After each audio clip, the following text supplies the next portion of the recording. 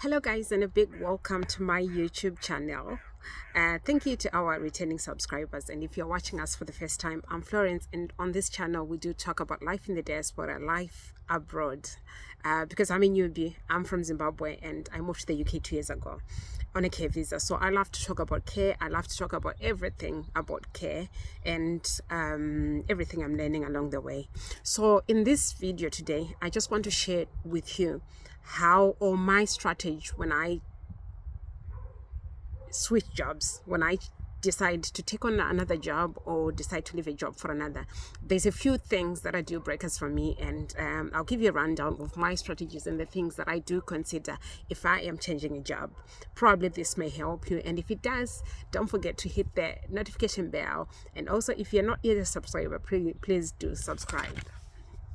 So the first one that I do consider the most honestly is their growth. Is there growth in that organization? Is there growth in that team? Growth in terms of what? In terms of career progression. That is very, very important to me because I love learning, and I do feel I came all the way from Africa to here so that I can maximize on the opportunities. So if I'm in a job and I cannot think about growth, I cannot think about progression, then definitely I would have diverted, or I would have moved from one of my goals. So I do check wherever I apply for a job, or whenever I join an organization, I do check, is there career progression in this job? It's very, very important. So what are the things that I consider? I consider like, do they offer any learning programs, any personal development programs for their employees? And I'm not shy from asking. One of the things that I did, even from the first job that I did when I came from Africa, the first job was in domiciliary care. I approached the management and I asked, like, what's your personal development program like? Do you offer assistance in terms of doing my NVQ? Because I was looking at myself and say, okay, it's a 5-year visa that I have, and in those 5 years, what is it that I want to do towards career progression, towards growth, so that at least after 5 years, I'm looking at other things. So it's one of the questions that I do ask, whether in an interview or whether maybe I've been on board, and I do approach my management, I do approach training department if it's there, and I do ask.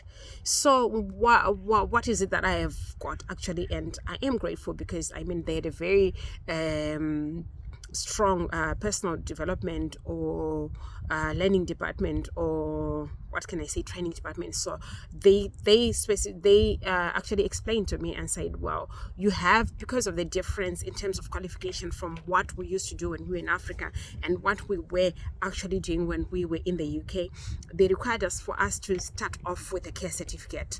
If somebody is in care, I've noticed that whether you're in support work or you're in domiciliary or you're within the NHS, the care certificate, the 15 standards of care certificate, is a very, very, very good thing to do. It's a very important qualification that they consider. And apparently, at the minute, if one is to join the NHS, whether at whatever level, one of the requirements now is for one to do their care certificate.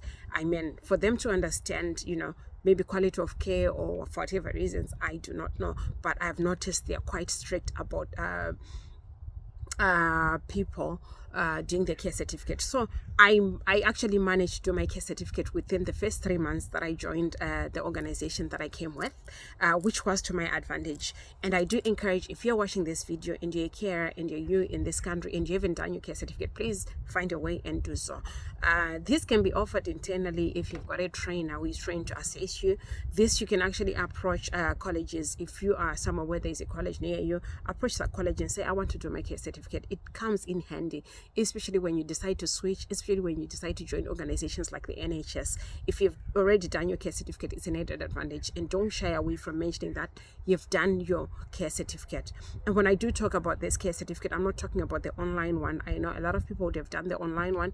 A lot of people would have done the Red Cross or St. John's from home. That's why what I did my training with Red Cross back home, but I had to do again my care certificate, and it came in handy when I joined the NHS. So it's something that that could be worth exploring, that could be worth considering if you are in care and you're in the UK. So for me, it's very, very important. What other things do I consider if I do get a chance to join an organization that does offer apprenticeships? Wow, that would be perfect. And it's one of the reasons why I chose to leave domiciliary and join the NHS. I know what I want to do. I know where I want to take my career to. And obviously, if I can do it with funding, I mean, that's brilliant. That's perfect. And so that's why if anybody is to ask me for advice and say, Flo, why did you join the NHS? It doesn't, there's no difference. You're still a band two, you're still this and that. I just go like, one of the reasons why I joined the NHS is because of their training programs, things like apprenticeships and everything. Of course, you have to meet eligibility, and with me being on a care visa, definitely one of the requirements is that I need to have been in the country for 3 years. So we'll see how that goes when I get to 3 years. And if you want to know how that journey will go, just subscribe and stay on this channel, as we're going to be sharing and exploring as we go. Partly that brings me, so much joy and excitement, because I mean, it's been 2 years that I've been in the country, and probably maybe I'm in the right place at the right time. Probably, I don't know, but I did inquire even when I joined the NHS, and they were running like different programs, apprenticeship programs for healthcare assistants. I had to inquire, I had to ask. Guys, one of the things that I want to advise you, if you're on this channel, if you're watching here, do not shy away from asking. Do not shy away from finding information, inquiring. You lose nothing when you seek information. You lose nothing when you do ask and say, okay, in this organization, do you offer such and such? You'll be surprised at the amount of things that could be offered by your organization, some free, some that you have to pay for. I mean, and some organizations, depending on who you work for or how big your organization is, sometimes if you do decide you want to start a course, approach your organization and say, can I have funding, maybe that I can pay on on an installment basis. I've seen organizations that do that for their employees as a way of retaining employees as well, and as a way also of assisting their employees. So don't shy away from asking. I mean, if you're on this channel, just know that here we normalize asking. We ask for information as far as it's concerned to grow, to our personal development, our career growth. We do ask questions. So one of the things as well that I consider when I choose, or when I join an organization, or I choose a job to while it's in the UK, I also check, okay, in this career path, is there a chance that I could get promoted? I mean, nobody doesn't want promotion. I don't know about you, but I do love promotion. So I do check the organogram. Okay, if I do join them, what is it that I can become over time? What is it that I can become with time, with experience? What is it that I can become? So it's one of the things that you may want to consider, to say, okay, what is it like in this organization? Is it something that I do like? Is it something that I do enjoy? Is it something that suits what I want, my goals, my ambitions? It's worth really thinking. So one of the things as well that I do consider, guys, as we talk about my strategy when I join an organization, is the fact that I look at the team. Honestly, I look at the team, I look at their policies pertaining to teamwork, pertaining to diversity. Honestly, I look at how healthy and clear the policies are in terms of teamwork, in terms of diversity, in terms of inclusion, in terms of support. It's very, very important. I know when we were coming from where we came from, all we wanted was, I want a job, I want to be in a job, I want to be in the UK. But guys, I've realized that it's very, very important for you to be in a place that you're happy, in a place that you feel supported, in a place that you feel encouraged, in a place where you can actually find your voice, in a place that you can actually find your feet and feel you're a part and parcel of the team.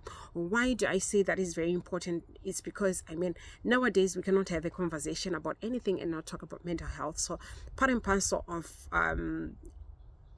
of a healthy mental state is when you are in a happy place work-wise, when you're in a happy team work-wise, when you are in a team that can support you in terms of maybe open door policy, support you in terms of having clear policies as far as support, diversity, inclusion, communication, things like that are concerned, reporting, where everything is very clear. And if you are in an organization where it's not clear, sometimes it's worth it just asking, because I mean, sometimes you go through induction and certain things are not covered, maybe in the interest of time or maybe just an oversight. So when you do ask, you can actually be given some policy documents to read. It's very, very important for you to go through those policy documents. Sometimes you could be already in an organization. It's very, very important for you to read organizational policies. Why do I say that? It's because you know where you stand when it comes to your organization. You know where to go to in terms of support in the event that you need it.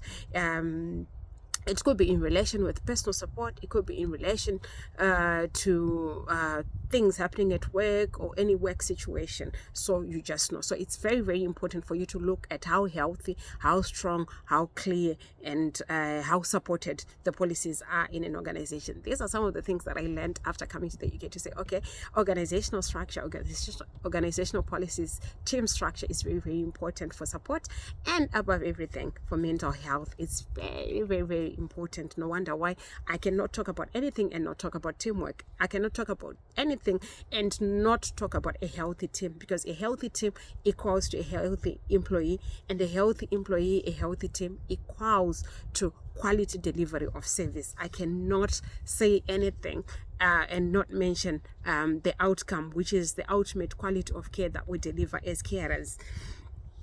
So the other thing also that I want to mention that I do consider and prioritize now that I'm in the UK, and if I want to move a job, I look at the work-life balance.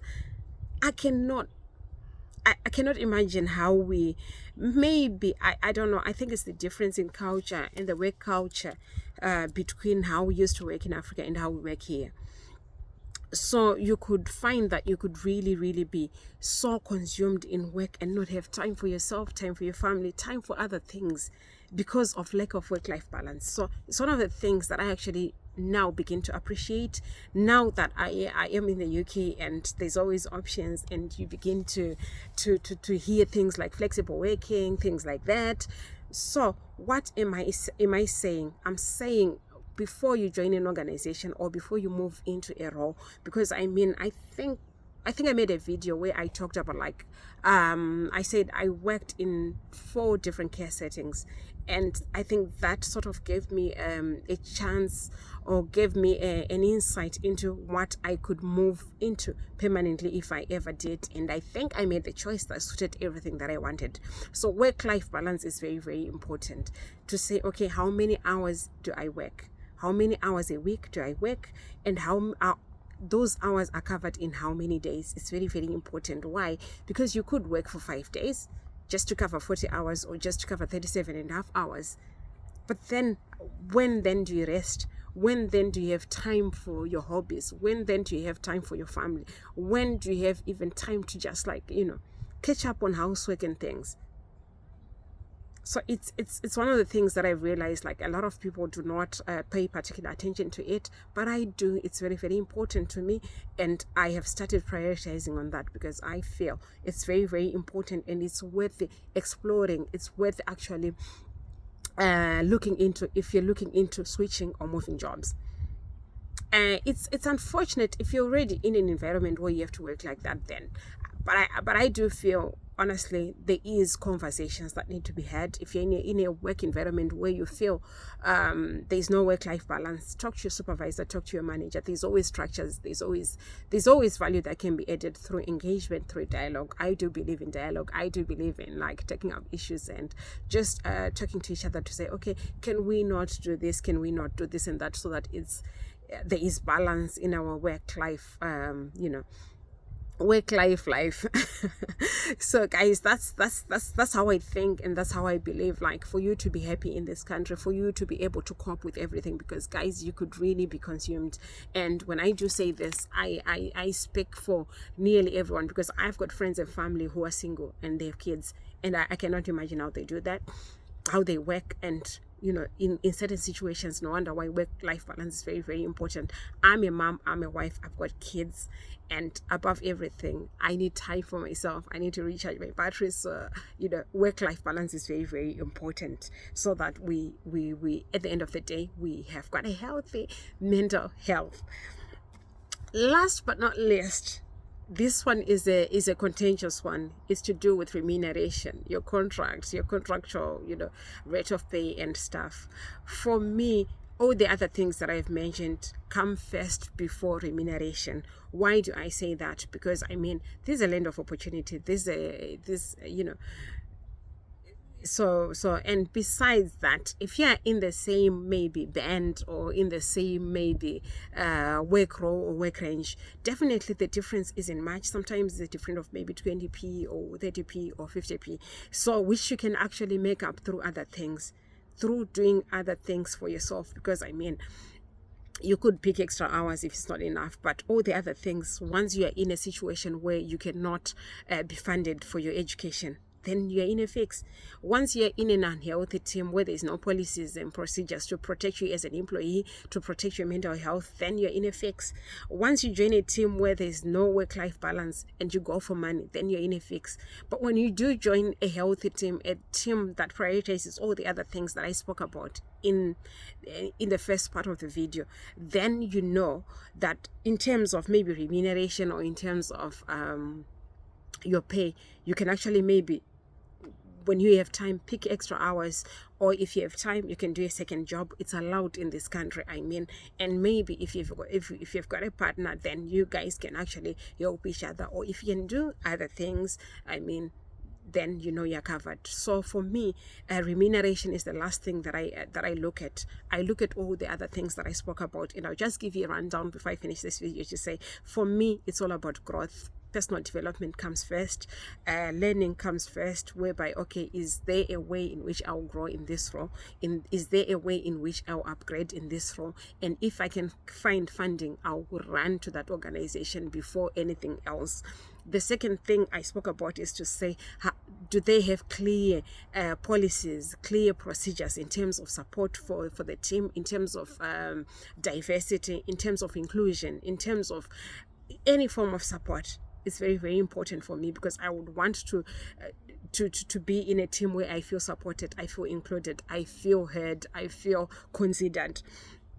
The other thing I spoke about is work-life balance. I cannot overemphasize on this one. And last but not least is remuneration. Of course, there are other things that one can consider to say, okay, is this organization close to where I've got family and friends, where I've got my support system? It's one of the things that are very, very important to say, okay, I work in an organization where I've got family and friends to support me. Especially if you are coming from overseas, if you're coming from abroad, it's very important for you to have support around you, because you just never know when you need it.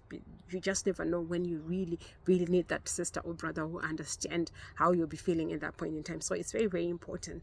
But above everything, in organizations where there are policies, it doesn't matter where you come from. It doesn't matter what you look like. You just feel supported. You just feel this is home. You just feel I am in a team. You just feel I am in the rightful place. And when you do find that right team, you just know definitely.